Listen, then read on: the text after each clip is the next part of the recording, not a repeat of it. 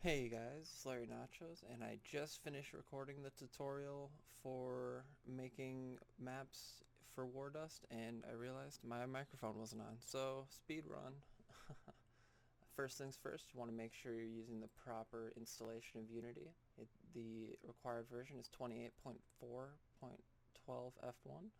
To get this release, you go to the Unity download archive, go to 2018, and click Unity Hub. You need to install the Windows module. I already have it, so I'll just click this one as an example. It'll come up, pop up, and you want to uncheck this and install Windows Build Support, IL2 CPP. That's what you want, but in this version, like I said. Next, you want to opt into the Wardust beta.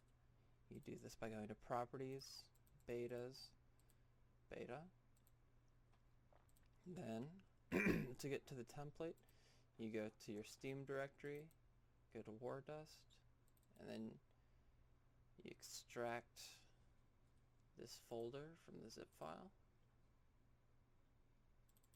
paste it into your Unity project directory. Don't keep your project in the Wardust folder because it might get deleted if the game updates. Okay, so the project has extracted, so we can add the project to the Unity Hub. Oops. And we can open the project in Unity.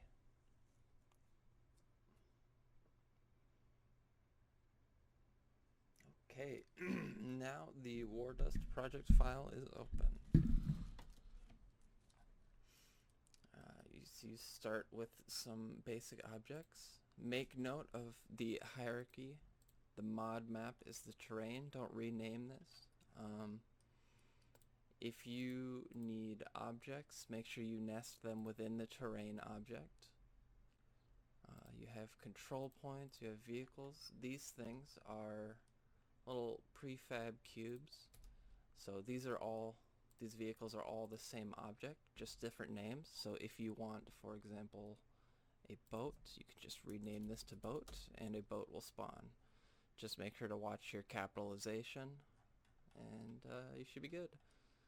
So you have A through E for spawn points. A is the spawn point for the first side, and then E is the other spawn point. To make objects solid, this was something that we couldn't figure out for a while until a glug, I believe it was, figured it out. Good on you. You take the object and you add a layer to it called walkable. Walkable with a capital W. Go here, apply it to the children, and there you go. Now, oh, oops, yep, whoopsies. Go to the tree, not the terrain, and set the layer to walkable. And now that tree will be solid and climbable. You can grab it. What else? To make a terrain bigger, you can go to the terrain settings, go to width and length. Let's say make it 1,000. Try not to make your map too big, however, because if you put the spawn points on the corners and the map's like huge, you won't be able to click on the spawn point in the spawn room. Speaking of the spawn room, that's this object here, mod spawn menu. Make sure you put this far away from your points because if you put this on a point, the spawn room, people start capturing the points from the spawn room. So make sure you keep that far away. Let's see, terrain, basic terrain tutorial. If you want to add a texture, well, you need to have texture first. I'm just going to borrow one from Blender.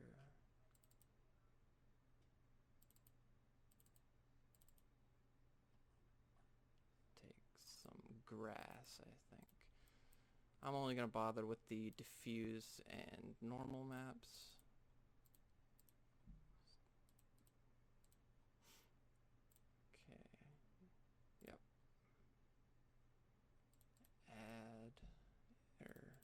create a grass layer.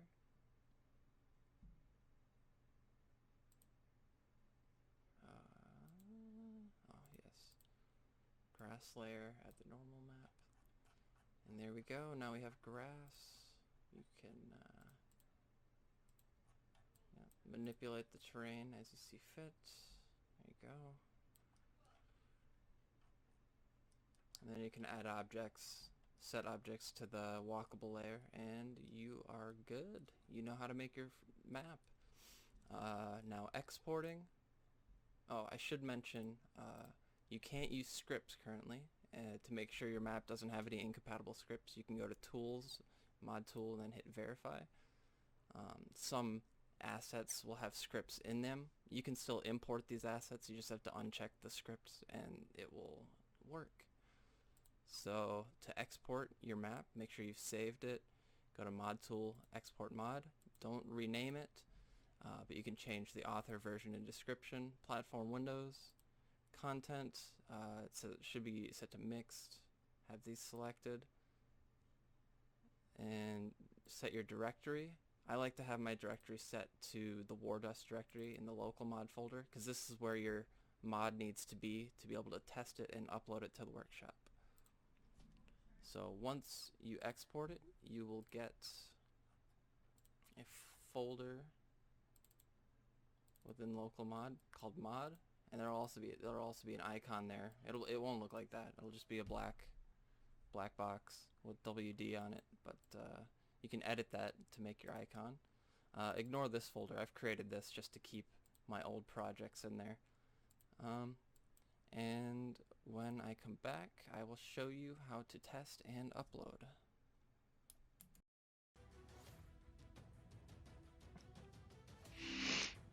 Hello again from inside the Rift headset. Sorry about the drop in quality, but I'm no longer next to my good microphone. So now that we have our mod exported and in our folder, we want to go and hit custom server and then local game, and it'll spit us right into our modded map.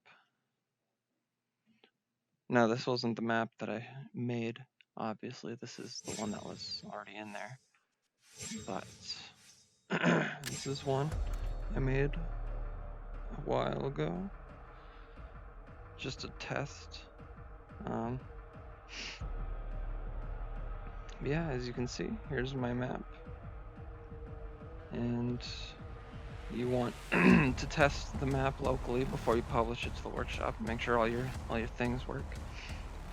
And so I want to make sure that all my trees are solid, because now that we know how to make things solid, I can have trees.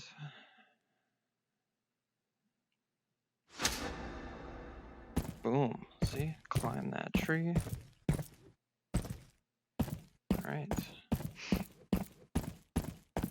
So we don't need to play the whole match, so I'm gonna back out of here. I like this map though, because we got some paratroopers.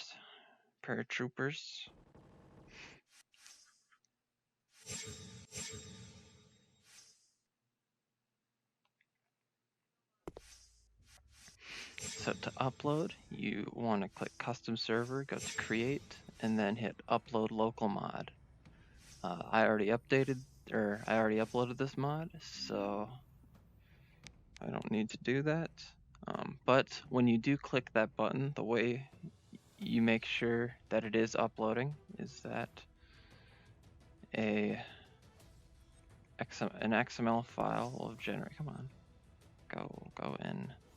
An XML file will have generated in here, workshop item info, and hold on to that XML file if you ever want to update your map, because all you have to do is put that in here and you'll be able to push updates. Make sure if you change the name of your map in the workshop that you add those changes to this file. And yeah, I think that's pretty much it. Now you know how to make and upload maps for Wardust. Woohoo! I can't wait to see what you guys make. Alright, I'm out of here.